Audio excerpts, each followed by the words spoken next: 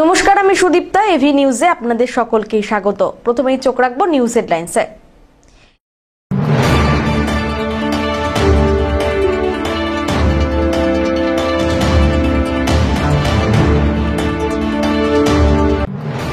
জলপাইগুড়ি শহরে পিডি কলেজে বেশ কয়েকজন ছাত্রীর মদদে বহিরাগতদের দাদাগিরি, চাঞ্চল্য কলেজ জুড়ে।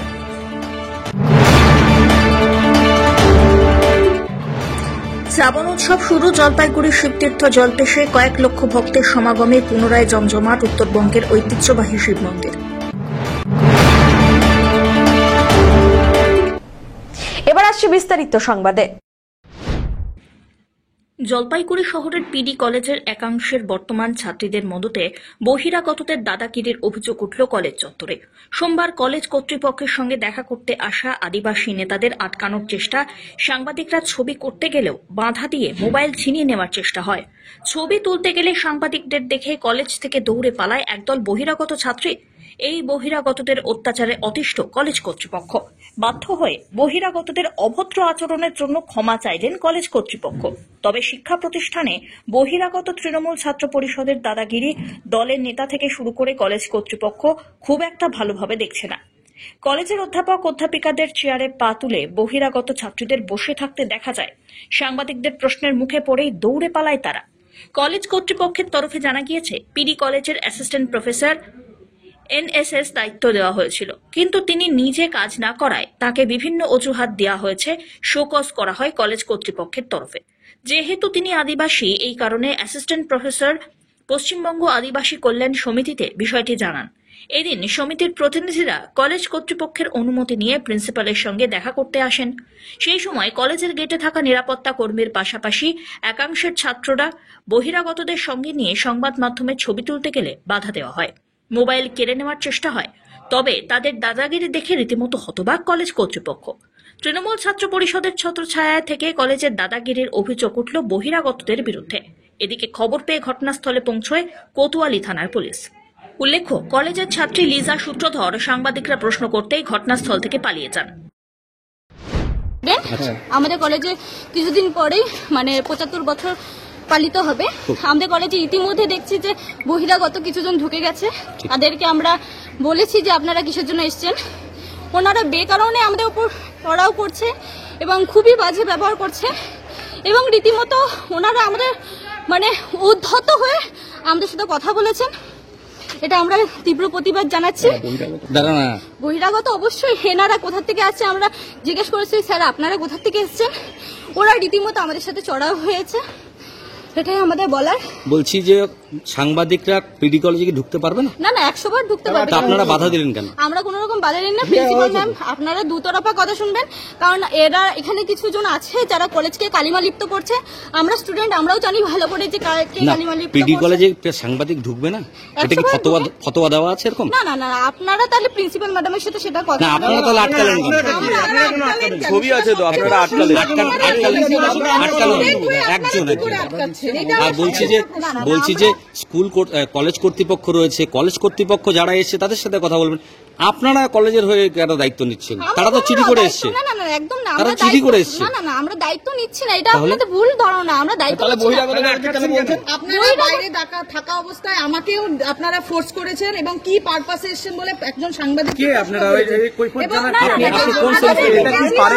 সাংবাদিক একটু বলে নি। 2-3 জন সাংবাদিক যখন ঢুকেছি তখন আমরা সিকিউরিটি গার্ডের সাথে কথা বলছিলাম, আপনারা ফোন বের করে ভিডিও করা এবং রীতিমতো ধাক্কাধাক্কির একটা পরিস্থিতি সৃষ্টি হয়েছিল। না না, আমরা ধাক্কাধাক্কি করিনি। কতটা ভিডিও আছে আপনারা ভিডিও দেখতে পারেন। আমরা ধাক্কাধাক্কি করিনি। আমরা স্টুডেন্টরা জাস্ট বলেছি যে আপনারা কে এসেছেন, বাস এতটুকুই। এখন যদি আমরা, সেটা তো সিকিউরিটি আছে, কলেজ কর্তৃপক্ষ আছে। অবশ্যই আমরা আপনাদের তো পড়াশোনা করার কথা।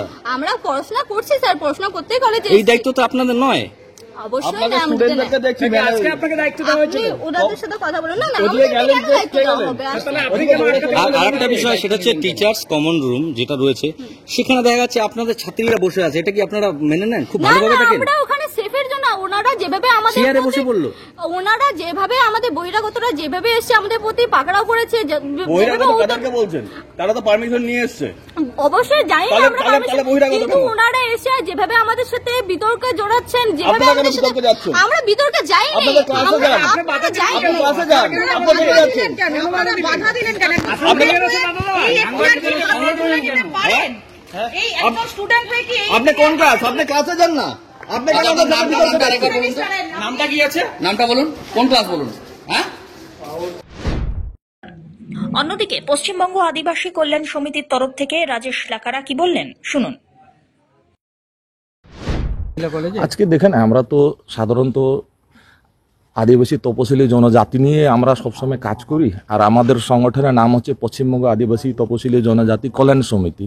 এর পক্ষ থেকে আমাদের কাছে একটা প্রফেসর, উনি একটা অভিযোগ করেছিলেন নিজের মনিকা হাসদা এই কলেজে, উনি সংস্কৃত বিভাগে আছে। তো উনি একটা অভিযোগ করেছিলেন যে ওনাকে একটা সমস্যার মধ্যে পড়তে হয়েছিল। সেই সমস্যাটা যখন জানি আমরা, তো আমরা সবাই নেতৃত্বরা, বিভিন্ন পশ্চিমবঙ্গ থেকে নেতৃত্বরা এখানে হাজির হলাম। আমরা প্রিন্সিপাল কাছে জানতে চাইলাম, আর ওখানে জানতে পেরে আমরা আশ্বস্ত হয়েছি। প্রিন্সিপাল আমাদেরকে সদুত্তর দিয়েছেন। আর ওনার যে অভিযোগ ছিল, অভিযোগ ছিল একটা জাতি বিদ্বেষের কথা এবং শোকজের নোটিশের কথা হয়েছিল। সেটা দুটাই কিন্তু প্রিন্সিপাল অস্বীকার করলেন যে আমি বলিনি জাতি বিদ্বেষের কথা। আর সেই কারণে আমরাও একটু শিওর হলাম যে একটা প্রিন্সিপাল যখন বলেছে যে আমরা জাতি বিদ্বেষ কোনো কথা বলিনি, তার উপরে আর কোনো কথা বলা যায় না। অস্বীকার করলে আর কিছু বলা যায় না। তারপর যেটা শোকজ হয়েছে সেটা একটা নর্মালি একটা চিঠি করেছে, সেটা শোকজ নয় বলেছে। তার ভিত্তিতে আমরা স্যাটিসফাই হয়েছি আজকে পশ্চিমবঙ্গ আদিবাসী কল্যাণ সমিতির পক্ষ থেকে। তারপর তো দেখলেন আপনারা যখন আসলেন, সাংবাদিকদের সাথেও একটা হলো কলেজে বহিরাগত। দেখেন, এইখানে আজকে দেখেন পশ্চিমবঙ্গ শান্ত পরিবেশ, সেইখানে কিছু মানে কি বলবো, ব্যাড এলিমেন্টরা, যারা অ্যান্টি সোশ্যালরা, তারা কখনো চায় না মানুষ ন্যায় বিচার পাক। তারা অবস্ট্রাক্ট করার চেষ্টা করছিল। প্রথমত আমাদেরকেও জিজ্ঞেস করছে যে তোমরা এতজন লোক কোথায় ঢুকবে, কেন যাবে, এতজন যাওয়া যাবে না। আমরাও চিনি না ওই মহিলাদেরকে বা ওই ইউথদেরকে, সেই ছাত্রী হোক কি বাইরেগত হোক, আমরাও চিনি না। কেন আমরা তো জলপাইগুড়ি মূলত শহরের বাসী নয়, আমরা চা বাগানের গ্রামের বাসী। তো ওখানেও আমাদেরকে বলছে, আমরা জিজ্ঞেস করলাম আপনার পরিচয়। তো তখন আমরা জানতে পারি কি উনি বলছে আমি প্রেসিডেন্ট। তাহলে কিসের প্রেসিডেন্ট? বলছে টিএমসিপির। তখন আমরা বললাম ভাই বোনরা দেখো, আমরা তো টিএমসিপি কোনো ইউনিয়ন করি না, কলেজে কোনো জায়গাতে আমরা কোনো ইউনিয়ন করি না। তা আমাদের সাথে ইউনিয়নের নিয়ে কি আলোচনা? আমরা অ্যাপয়েন্টমেন্ট নিয়েছি, প্রিন্সিপালকে অ্যাপয়েন্টমেন্ট পেয়েই আমরা এসেছি প্রতিনিধিবর্গ আমরা কথা বলতে, একদম ডিসিপ্লিন মেনে, ডেকোরামটা মেনে, আইন মেনে। কলেজের একটা বিশৃঙ্খলা না হোক, শান্তি বজায় থাকুক, এটা শিক্ষা প্রতিষ্ঠান বলে আমরা সেভাবে আছে। আপনার এইভাবে অবস্ট্রাক্ট করার আইন আপনাকে অধিকার দেয়নি।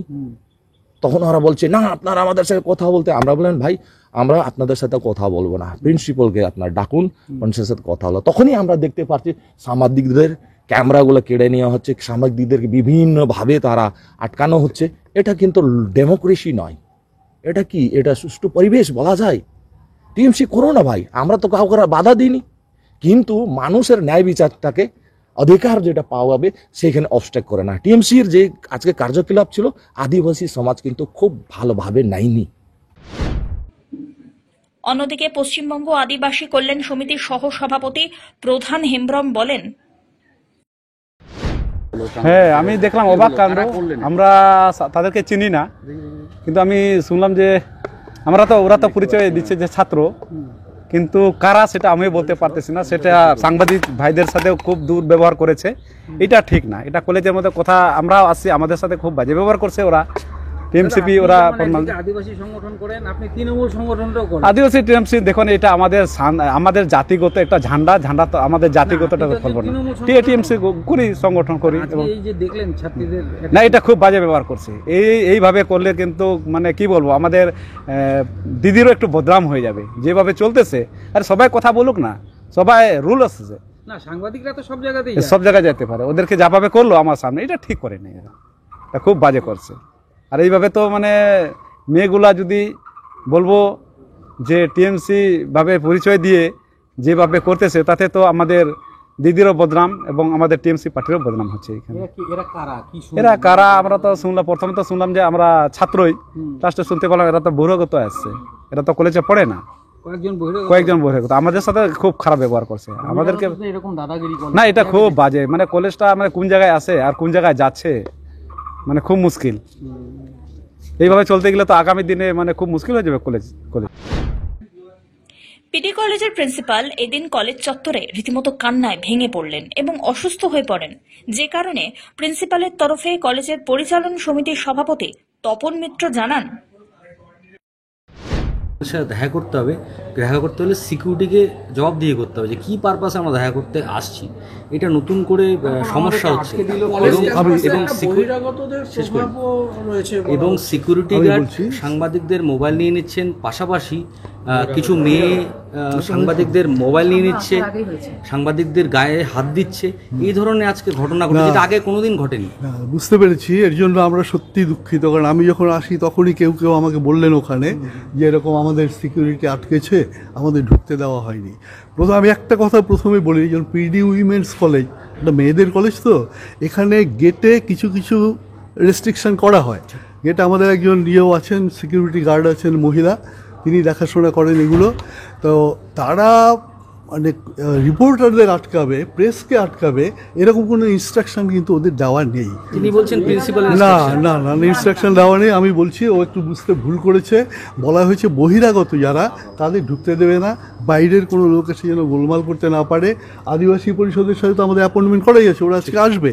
সুতরাং মানে প্রেসকে আটকানোর কোনো ব্যাপার কিন্তু ছিল না। দেখা গেল টিচার্স কমন রুমে মেয়েরা বসে আছে, বহিরাগত মেয়েরা চেয়ারে বসে। তো এটা ভাবা যায়?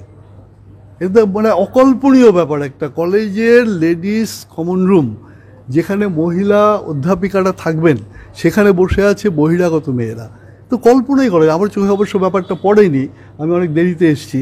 তো যাই হোক, এই জিনিসটা ঠিক নয়। আর আমি আবার বলছি, যদি প্রেসকে মিডিয়াকে কেউ আটকে থাকে, অত্যন্ত অন্যায় করেছে। আমি দুঃখ প্রকাশ করছি এই কলেজের পক্ষ থেকে, এবং প্রেস মিডিয়ার কাছে আমি ক্ষমা প্রার্থনা করছি যে ভবিষ্যতে এরকম কোনো ঘটনা ঘটবে না, এই আশ্বাস আমি আপনাদের দিতে পারি। বলছি যে সিকিউরিটি গার্ডের সাথে ছাত্রীরাও সেখানে ভিডিও করা বা তারাও আটকে দেওয়ার একটা ব্যাপার করে। আচ্ছা, আমি একটু বলি, আপনি যে কথাটা বললেন না, এই ঘটনাটার পরে আমি এসেছি, এবং আপনারা সবাই ছিলেন, দেখেছেন আমি কখন এসেছি। তো আমি একটু দেরিতে এসেছি, কাজে ব্যাপারটা আমি ঠিক বলতে পারবো না, তবে সম্ভব না। আবার আমি সে কথা বলছি যে যদি এরকম করে থাকে, ওরা অন্যায় করেছে, ভুল করেছে। শ্রাবণ উৎসব শুরু হয়ে গেল জলপাইগুড়ির শিবতীর্থ জলপেশে। প্রতি বছরের মতো এবছরেও শ্রাবণ মাসের প্রথম সোমবার পুজো দিতে কয়েক লক্ষ ভক্তের সমাগম হয় উত্তরবঙ্গের ঐতিহ্যবাহী এই শিব মন্দিরে। উৎসবকে কেন্দ্র করে বসেছে মেলা। অসম, ভুটান, নেপাল থেকেও ভক্তরা এসেছেন দলে দলে। সকলের সুবিধার্থে এবছর গাইড ম্যাপ প্রকাশ করেছে জলপাইগুড়ি জেলা পুলিশ। কোন পথ ধরে এলে সহজেই জলপেশ মন্দিরে প্রবেশ করা যাবে তা তুলে ধরা হয়েছে এই গাইড ম্যাপে। শ্রাবণ উৎসবকে কেন্দ্র করে তিস্তা নদীর ঘাট থেকে নিয়ে মন্দির পর্যন্ত নিশ্চিদ্র নিরাপত্তার ব্যবস্থা নিয়েছে পুলিশ। নিজে দাঁড়িয়ে থেকে সার্বিক ব্যবস্থা খতিয়ে দেখছেন জলপাইগুড়ির পুলিশ সুপার খন্ডবাহালে উমেশ গণপত। আমি প্রথমে আপনার মাধ্যমে সবাইকে এই শ্রাবণ মাসের সবাইকে শুভেচ্ছা জানাচ্ছি। আজকে আমাদের আজ থেকে জলপেশ মেলা শুরু হচ্ছে, প্রথম দিন, প্রথম রবিবার। তো আমরা আপনি দেখতেই পারে পুরো প্রস্তুত আছে, জেলা প্রশাসন, পুলিশ প্রশাসন সবাই প্রস্তুত আছে। এই তিস্তা ঘাট থেকে শুরু করে এত সুন্দর এখানে ব্যবস্থা নিয়ে আসে। এখানে আমাদের ডিএমজি টিম আছে, ঘাটে যথেষ্ট আলো আছে, সিসিটিভি লাগানো আছে, ট্রাফিক নিয়ন্ত্রণের জন্য আমাদের পুলিশ ফোর্স অ্যাভেলেবল আছে। আর এখান থেকে শুরু করে পুরো জলপেশ মন্দির অবধি আমাদের ব্যবস্থা আছে। এবার আমরা জলপেশ মন্দিরের জন্য দুটো সেতু পেয়েছি, সেজন্য খুব ভালোভাবে আমরা ওখানে যারা সার্কুলেশন প্ল্যান আছে ওটা করেছে। সব যারা পুণ্যার্থীরা আছে একই ব্রিজ থেকে যাবে, দর্শন করে অন্য নতুন ব্রিজ থেকে আসবে। তো সেজন্য কোনো জায়গাতেই কোনো ভিড় হবে না, কোনো কনজেশন হবে না। এটা সুশৃঙ্খলভাবে আমরা প্রস্তুতি নিয়েছি। আর আমরা আশা করছি কি এই পুরো মাসটাই সুন্দরভাবে এভাবেই সবাই আসবে, আর জলপেশের এখানে পূজা দিয়ে সবাই ভালো করে কোথায় এসেছেন আর কোথায় যাচ্ছেন বলুন? আমরা তিস্তা নদীতে আসছি, এখন জলপেশে যাব জল ঢালার জন্য। আসাম থেকে আসছি বিজনি। কতজন এসেছেন? আমরা 20 জন আসছি। প্রতিবারই আসেন? হ্যাঁ, প্রতিবারে আসছি। আজকে মানে এখান থেকে শুরু করে যাত্রা শুরু। হ্যাঁ, যাত্রা শুরু। কি প্রার্থনা করবেন ঠাকুরের কাছে? এটা আমার মনোকামনা, যেটা চাই এটা যদি ভালো বাবা দেয় খুব ভালো। পিনাকি শীলের রিপোর্ট।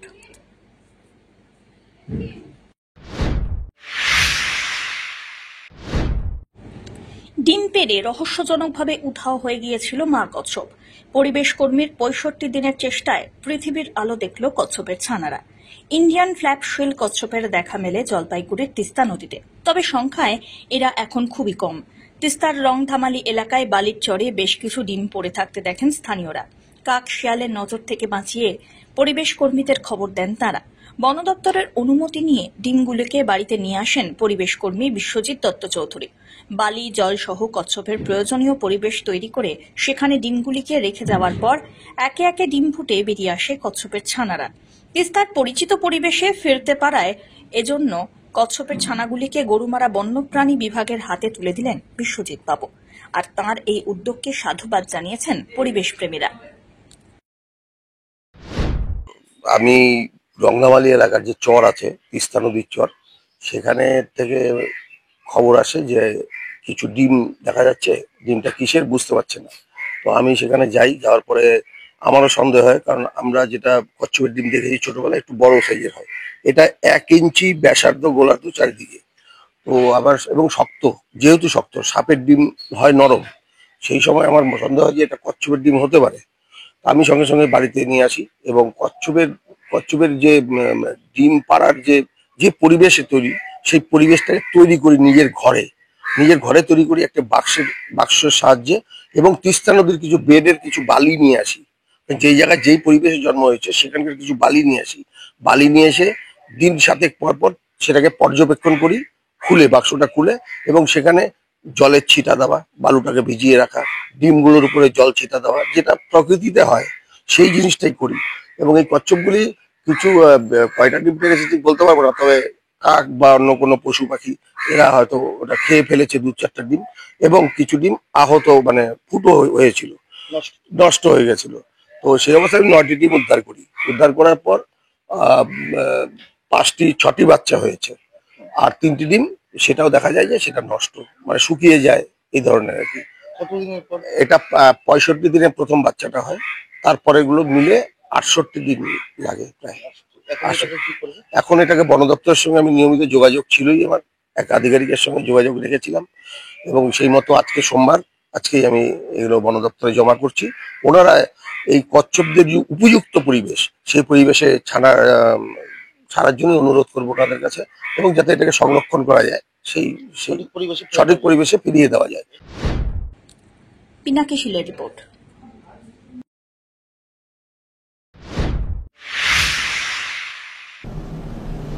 নিয়ে নিচ্ছে ছোট্ট একটি বিরতি, ফিরে আসছি বিরতির পর, সঙ্গে থাকুন।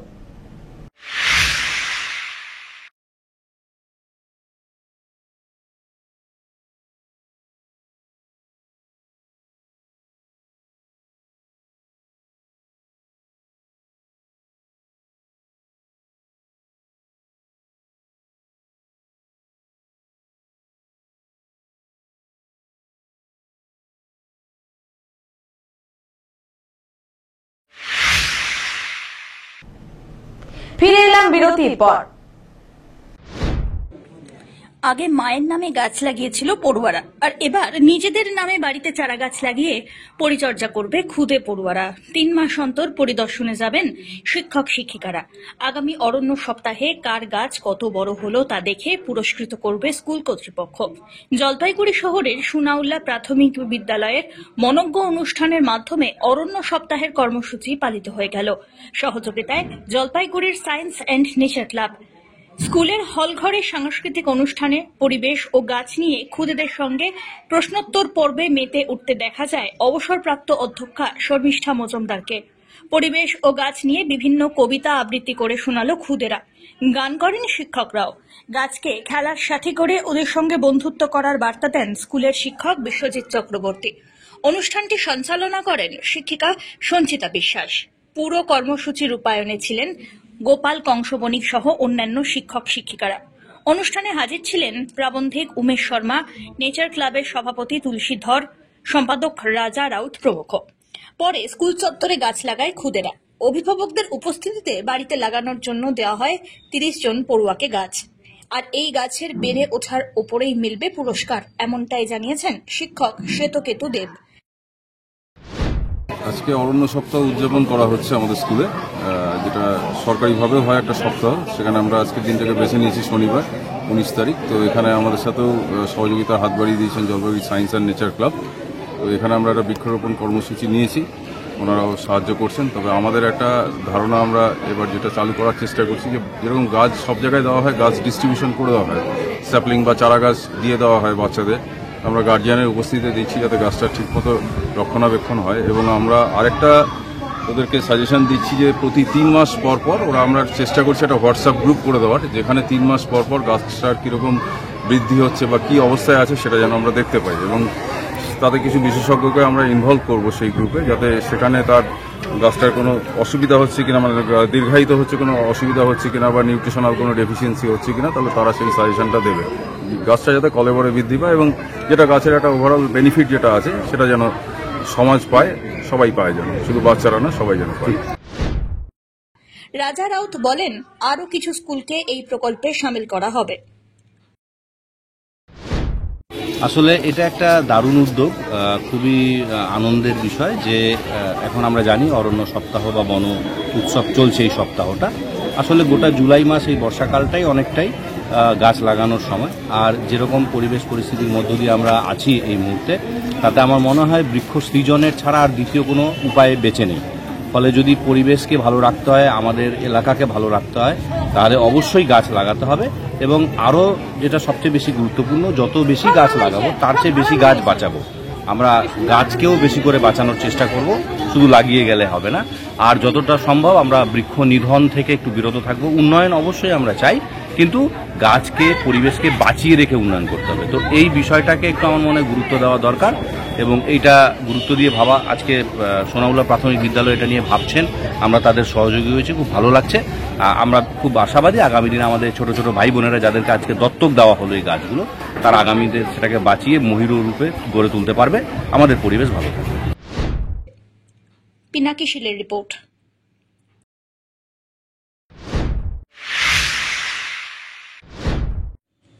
জলপাইগুড়ি জেলা ক্রীড়া সংস্থা পরিচালিত ফার্স্ট ডিভিশন ফুটবল লিগ 2025 অনুষ্ঠিত হয়ে চলেছে।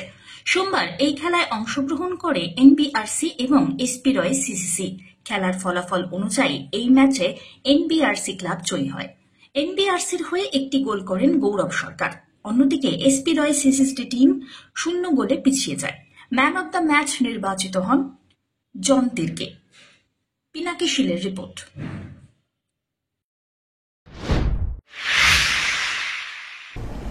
শেষ করবার আগে নিউজ হেডলাইন্স আরো একবার।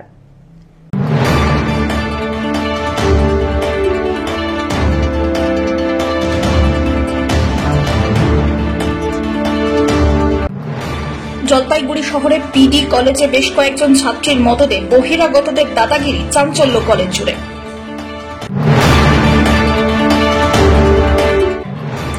শ্রাবণ উৎসব শুরু। জলপাইগুড়ির শিবতীর্থ জলপেশে কয়েক লক্ষ ভক্তের সমাগমে পুনরায় জমজমাট উত্তরবঙ্গের ঐতিহ্যবাহী শিব মন্দির।